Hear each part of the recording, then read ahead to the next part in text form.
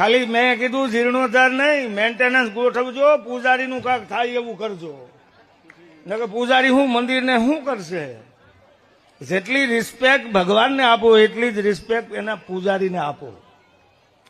તમે જાઓ ને પાછા એમ કહો કે એ મારા વાળેલું નથી તો વાળવા વાળો રાખ્યો છે.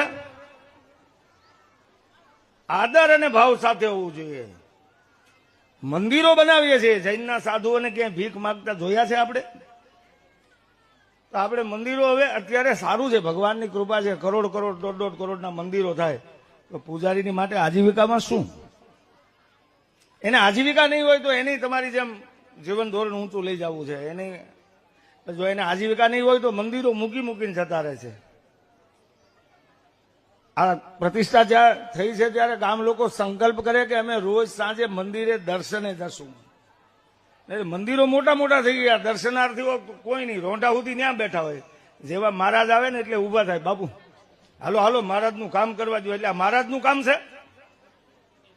એ ગામનો પ્રતિનિધિ છે, ગામ વતી પૂજા કરે છે, એટલે ગામે એને સાચવવાની ફરજ છે. મંદિર બનાવો એની પાછળ મેન્ટેનન્સ મૂકતા જાજો. પૂજારીની આવક ચાલુ રહેશે તો મંદિર મેન્ટેન થશે. અને વાઘા હાટું ખરડા કરવા પડે, દિવેલ હાટું નીકળવું પડે. આ શરમ. Download ShareChat.